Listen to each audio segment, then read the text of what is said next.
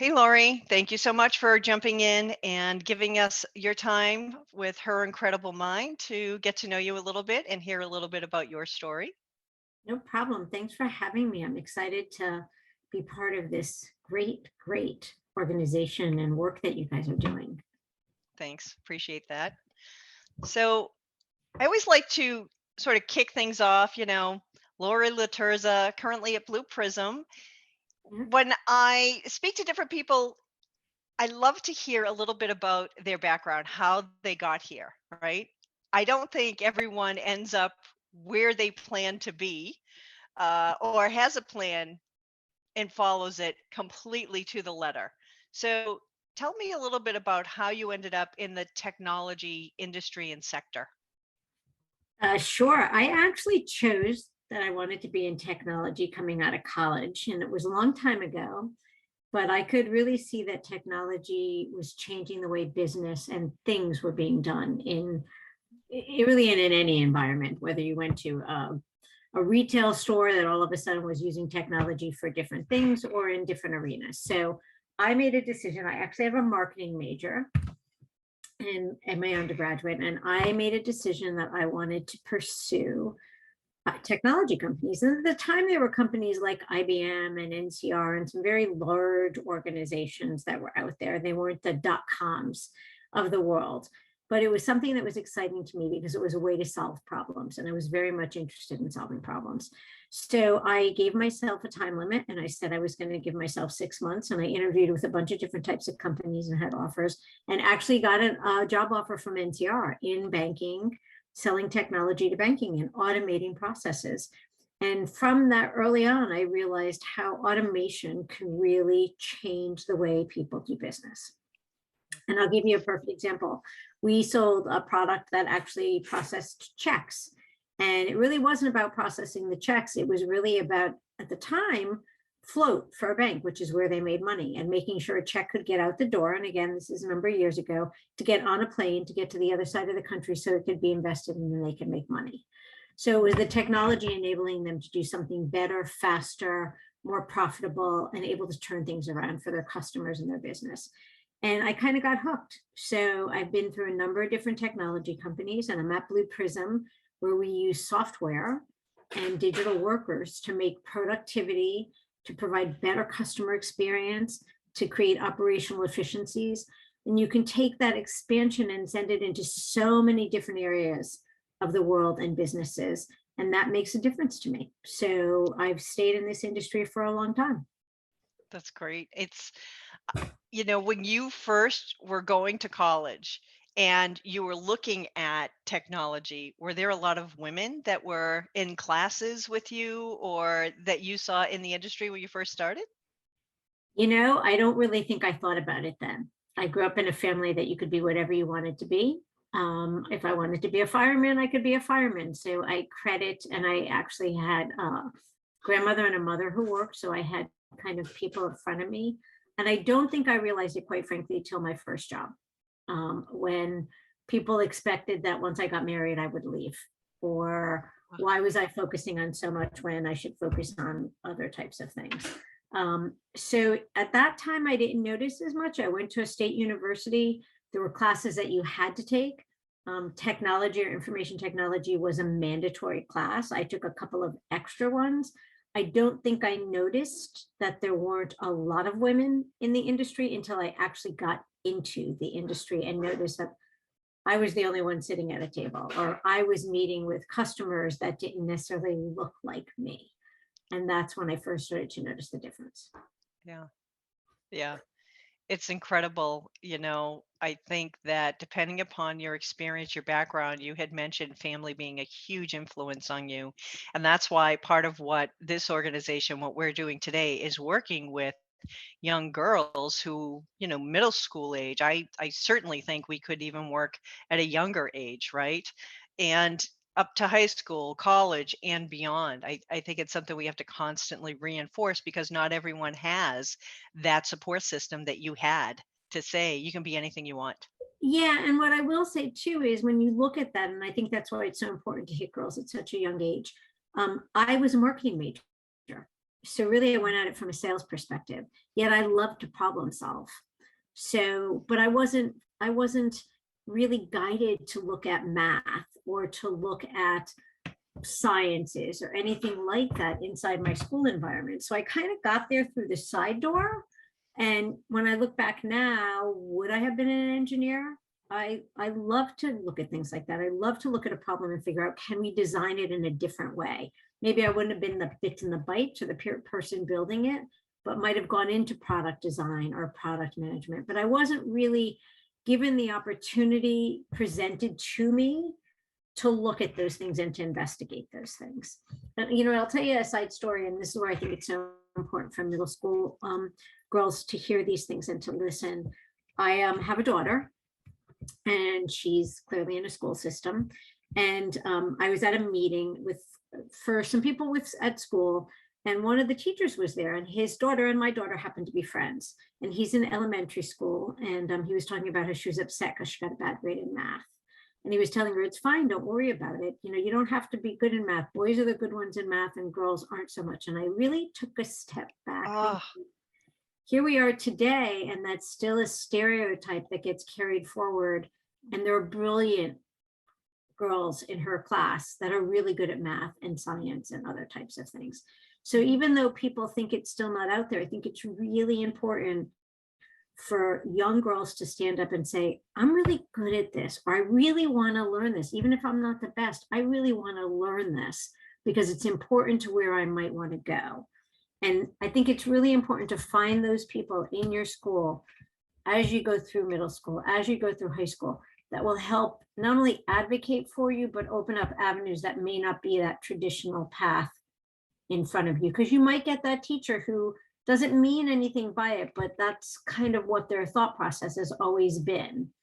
And you might get somebody else who will say, that's not true, come with me. We'll get you to where you need to be. yeah. I often think of coming up through the ranks and being perceived as too aggressive. Mhm. But when I look and benchmark myself against my male counterparts, I felt I was being as aggressive or not as aggressive as them, but certainly no more aggressive than they were. But it was taken differently. It was either impolite or as a woman, I shouldn't be that way. And That many you'd times. like, right? And you'd like to think, I mean, I do see changes. I do think we're progressing, Yeah, right? we're What definitely what progressing. what more can we do? What can we do in a corporate environment to potentially assist our female peers? So I think there's a couple of things. You need to find advocates, or just like anybody else, finding a mentor. And I will say that I had a number of male mentors that opened up opportunities for me, that recognized the skill that I had. I don't think I knew enough to ask sometimes for the opportunity. So I think always asking, and you can even ask the question, and this is what I want to do. What are the things, you know me, what are the things that you think I need to invest in or time I need to invest in to learn? Or I want to go take this chance. And I know I don't have all the qualifications, but none of the candidates are going to take all the qualifications. But here are the reasons why I think I should be considered. And is there something else you think I can work with? And I think that that's a really important piece, because we don't all speak the same language. It's working as a team, and we need to understand where each person's coming from. So number one, I think it's finding people who will fight for you and help you understand those things that you should learn.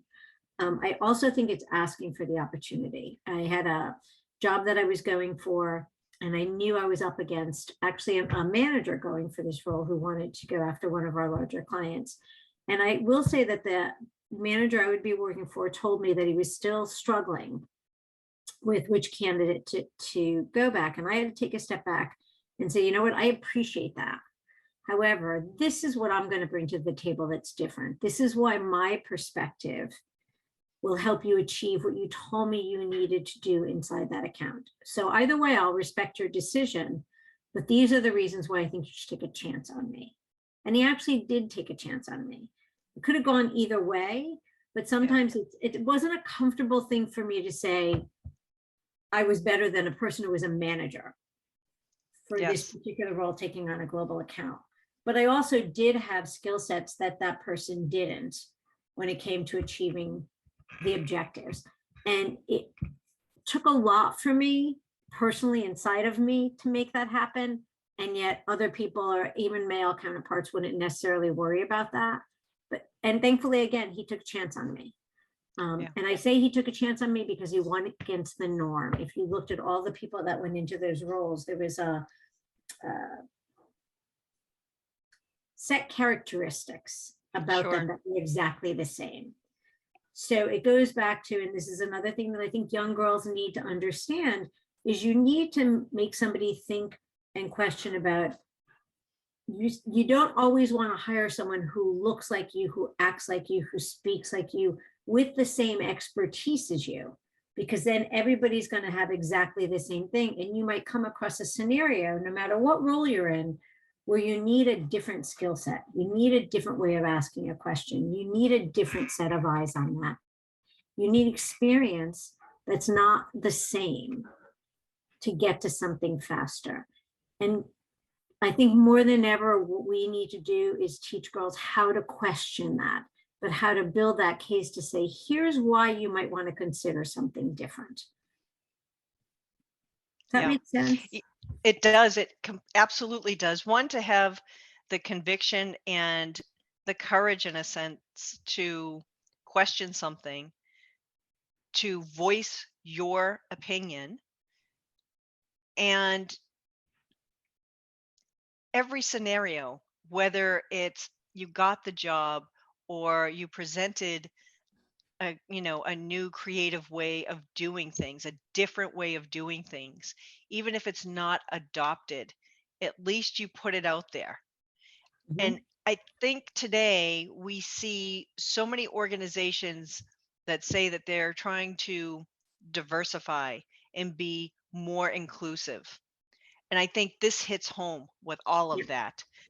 And I know why I think it's important that we diversify. Why do you think it's important that organizations are more diverse and have more gender, more different backgrounds and experiences, level of experiences, different ethnicities, etc.?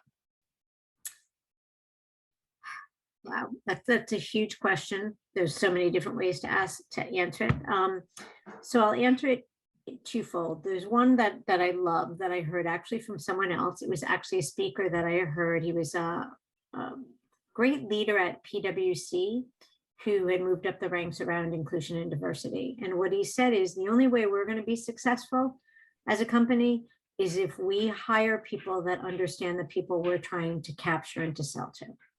So if knowing that again, there are different cultural differences, there are different language differences, there are lots of ways people communicate.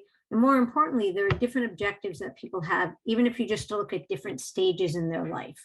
So even if you take out all the different cultural things, but you look at an age difference, somebody in their 20s is buying things differently than somebody in their 60s.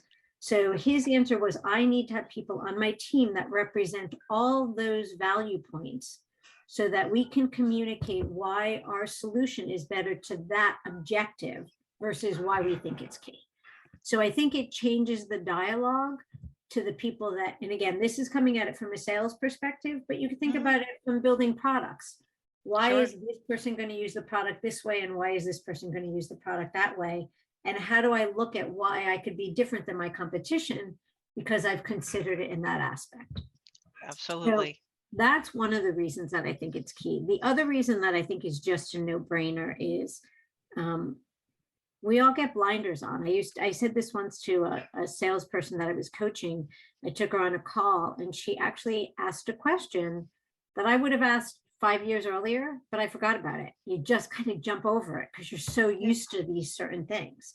But she was new, so she didn't know the answer to it. And when she asked it, we got an answer that I didn't expect from the customer. So I think having different people look at things in a different way and ask different questions. Again, no matter what you're trying to do, especially in technology, and especially in engineering, especially in development, you have to think about things from a different perspective, or you could build something nobody cares about. You could build something that doesn't work because you missed a major gap. Because again, each one of us comes at it looking and focusing at different things. And Yeah. that synergy really is the 1 + 1 = 4. I'm even jumping over the 3, because I really do think when you have different thought processes and thought leaders in a room, you come up with a better solution. Yeah. It's true. Like you were saying, if you put people together that have the same background, the same mindset, they come up with the same old, Yep. right? Yep. Whereas a different perspective, a different point of view, a different way of looking at things, you're capturing so much more of a market, or being more innovative, or being the first to offer something that others didn't think about. And I think that is so spot on, Yep. truly.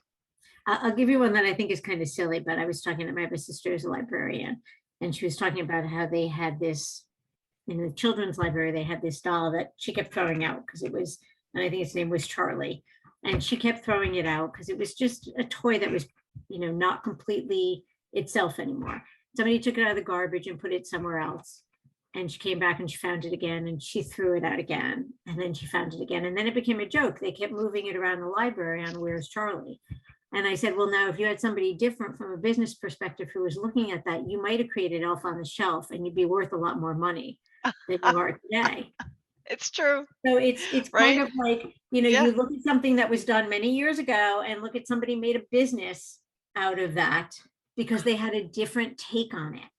So right. if you don't have diverse viewpoints coming in, you could miss something that's worth a tremendous amount of money to your business. Yes. Yes. And just because, one person had interpreted it as broken or bad, if you look fashion industry and look at some brilliant person, whether we agree with the fashion statement or not, said, okay, these jeans are torn. Maybe somebody will still wear them and like them, Correct. and made a whole bunch of money out of what others would have said, these are ruined, let's throw them in a trash bin. And in technology, that's so key. That's so key on how you have people looking at things in a different way. So if you think about the product we developed, it was people who were working in the back office of a bank and said, I can do this better. Yes. So it's Yes. having somebody Yeah. look at it in a different way. Now, if you were a banker, you might not have thought anything else about it. But Right. here's a technologist that came in and said, I can do this better for you, Sure. and vice versa. And that's Yeah. critical. Yeah.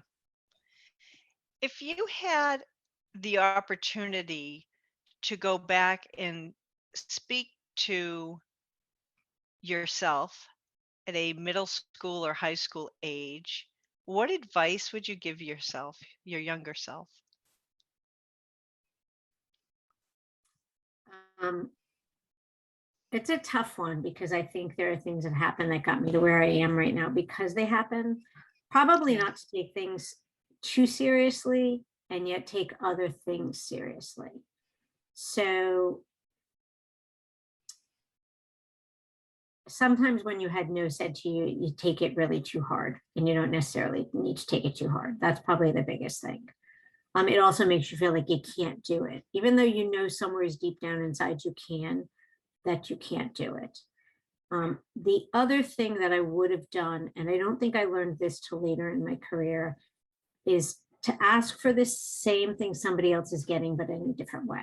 And I'm going to use the example of women and men, okay? Because Yes. in sales, it really is still a male dominated environment in a lot of different ways. So a lot of, as I got older, a lot of conversation and promotions happened by getting to know somebody on the golf course, Oh, at a yes. bar, on a bike, that type of thing. And Sure.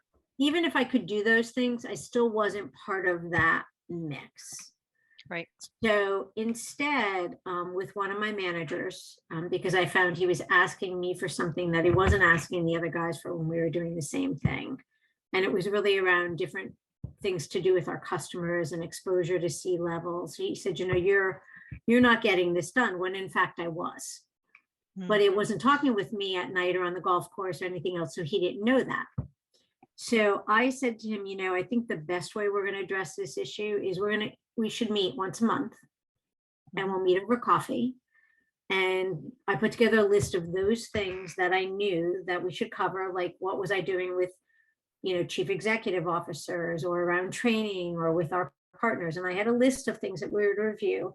And at the bottom, I said, you know, we also needed to discuss what other objectives he needed to get an update from me on, so that I would know if I was missing something. And I basically said to him, if you don't say that to me, you can't come back and say to me, but you're not doing this, because you're getting this other information from my counterparts, because you're playing golf with them, because you're going bike riding with them on the weekends. I don't have that luxury. So let's accomplish it in a different way. And every month we Mm. would meet for a coffee. And it actually got to be where we got to know one another. He helped me get my daughter into a daycare, actually, afterwards.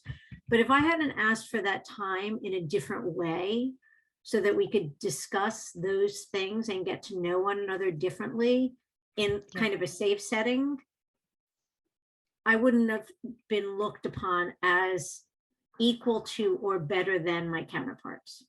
Sure.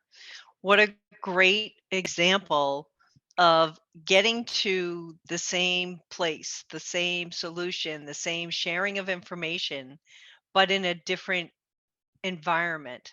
Not on a golf course, but still being able to have more of a casual setting where sometimes people's guards are down a little bit. They're not as, stuffy, perhaps, Yeah, as, or as rigid, right, structured as they would be in an office environment. But you looked outside of how things are always done to find a different way of doing it, but still reaping the benefits of having the conversation and communicating in a different way. yeah, yeah. And Yeah. you have to know, like, I knew he liked coffee. I had another female manager who used to go for walks. She liked to walk. So she'd be like, we're not having, every one of us is going to have a meeting and we're going to take it on a walk.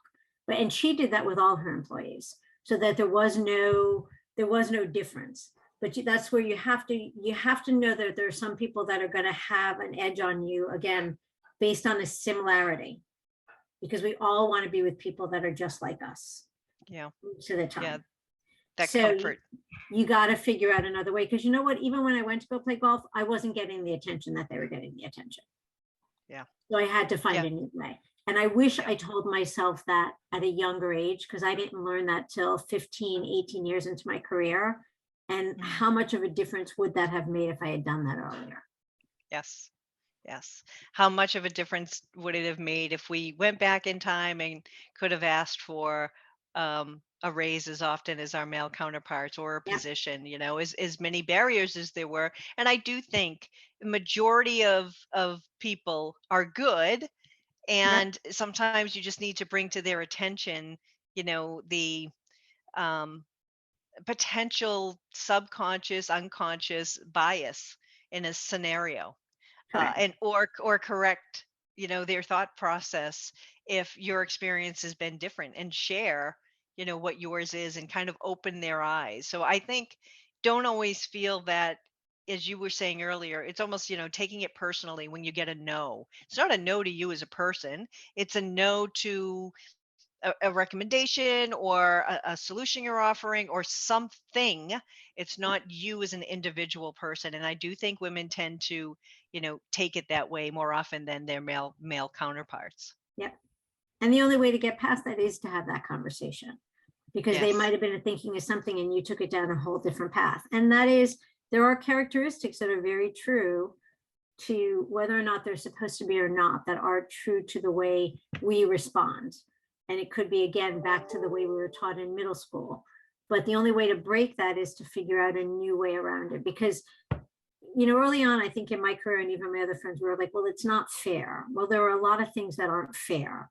So I can Yeah. either live with the fact that it's not fair, or Yeah. I can try to do something. And then our job, I think right now, honestly, Pamela, is to open up those differences and open up those aspects and to really question when we see something happening that's fair, saying, why are you doing that? Why aren't you giving that person a chance? Why are you Yeah. doing that? Why Yeah. did why did you think they weren't as good just because you don't see them front and center, yet they're the one who are performing, if you look at it on paper, better than some of your counterparts? Sure. Yeah. Yeah. Why not give them an opportunity, right? Yeah, just to question, just as you said at the very beginning, just to question it and have someone think about it, right? Or to look at it and think of it in a different way. Yeah. And the only other thing I will say about that, um, and I think this is really important for middle school girls to know, kind of again, not having that teacher. You're going to sometime when you get older work for a company that really just doesn't match up to you. And no matter how hard you try, it's not going to change. And finding that environment that will support you and will hear you, um, you'll know when it's different. So it's kind of the same way when you have a teacher who's not listening to you and not supporting you, look at other places, try to find a way to get around that. You survive it because you're going to have to survive it. We all have to survive certain times Yeah, and things that don't make sense. absolutely.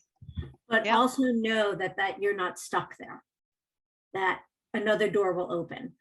And I Yeah. think that that's really critical for girls in middle school and girls in high school and girls in college, because you're going to come on times when it's going to seem like I just can't break this mold. But don't walk away. I saw too many women that were Oh, yeah. engineers that just walked away. Yeah. And they, now I think of other organizations that I'm in where they would thrive, but they're Hmm. no longer in that business. Yeah. It's not you. If it's not the right place, go somewhere else because it's not you. So, Lori, you look at social or business networks like LinkedIn. If you had to choose 3 words to describe Laurie LaTerza, what 3 words would you pick?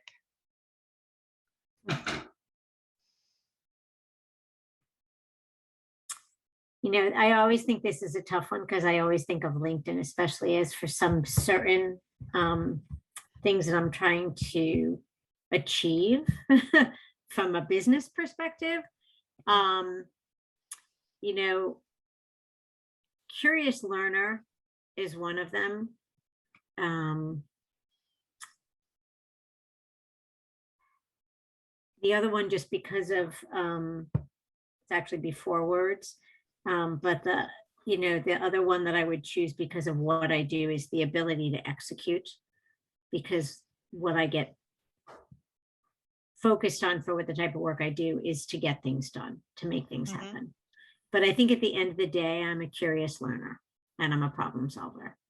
So it'd be, those would be it, because that's who I am at the end of the day. Yeah. Everybody brings different things, but those are the things that drive me. Those are the things that I'm passionate about. And those are the things that I think I leverage the most in all the roles that I've ever had. Yeah. But I do think it's important when people are using something like LinkedIn that they're focused on what are they trying to achieve, because there's so much more to me Of than course. 3 words that you bring to the business. Of course. Yeah. I could just as easily say trustworthy. I could just as easily say honest. And I think that those are really critical in today's business world. Yeah. So I think it's hard when you say just 3, Yeah. because it's really conveying who it is that you want to be to, number one, your past and future colleagues, that they know they can rely on you for, and number two, any organization that's looking for you, what are those things that you culturally want to map to with them? Because honestly, anybody can sell, anybody can code. When I say that, there are degrees that people can do it with, but those are skills that you learn for your job. The other Yeah. things are inherent in who you are and what sets you apart. That's great. If you when you look back at your career, has there been any particular female mentor or role model that you think has influenced you the most?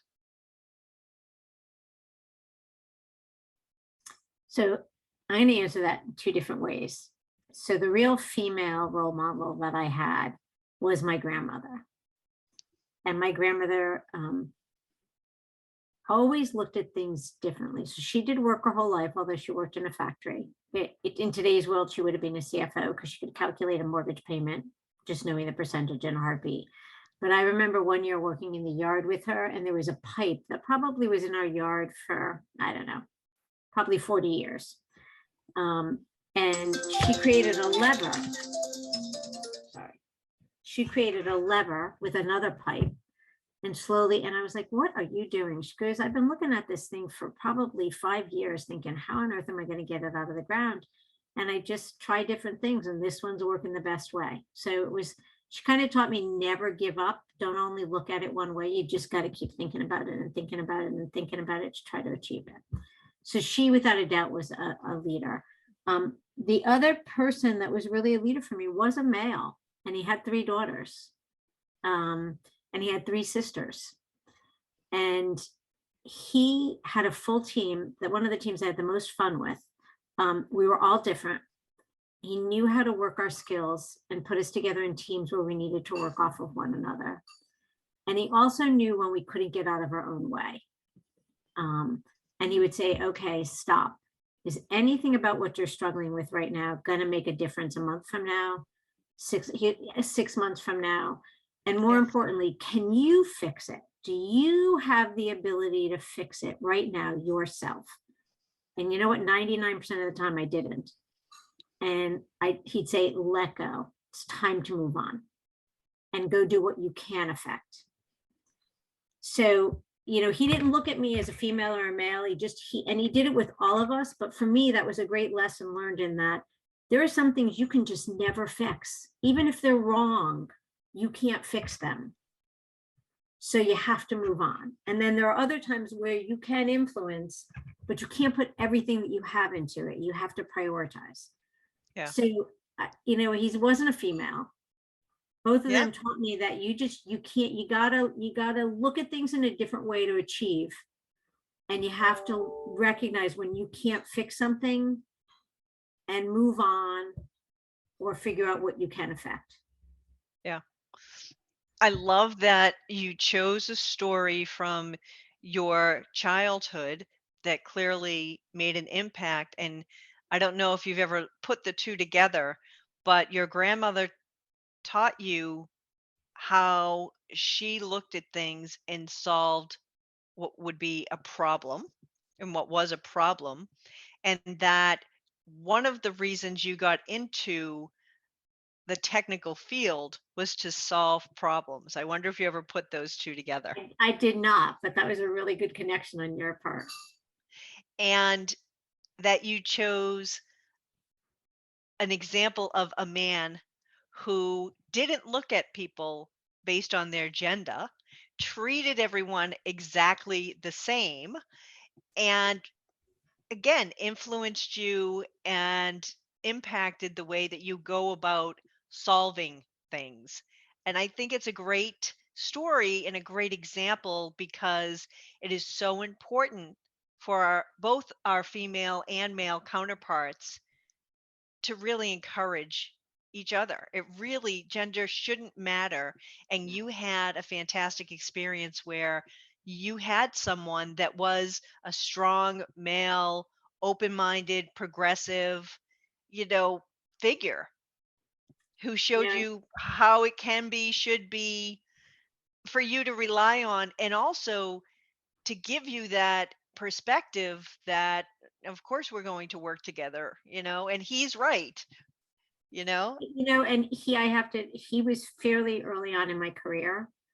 And because of him, I stayed through some very other difficult managements, other difficult jobs, other difficult scenarios, because of him, because he gave me enough confidence to say, can I change the way they're reacting? No.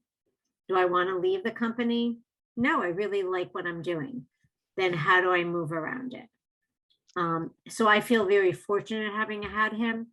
And that's what I want other people to know, that if you sometimes you have to find that in yourself. Sometimes you just have to find that person in your surroundings, because you sometimes you can't get out of your own way, and you need somebody to be able to just ask you those questions so you can answer that for yourself. And it's hard. Absolutely. It's hard. Yeah. Yep.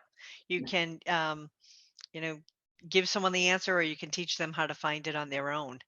That's exactly it, is teaching them how to find it on their own. And I think that's what Yeah. we need to do for the generation coming up. There's no easy road. It's teaching them that it's okay. It's okay to feel out of place sometimes. It's okay to question. It's not okay for somebody to tell you you don't have the right to do it. It's just not okay. That's true. It's so true. And it's okay to fail. I look back and I have learned so much from mistakes and failures um, than I have of the successes, Yep. you Yep. know? So what Same. Same.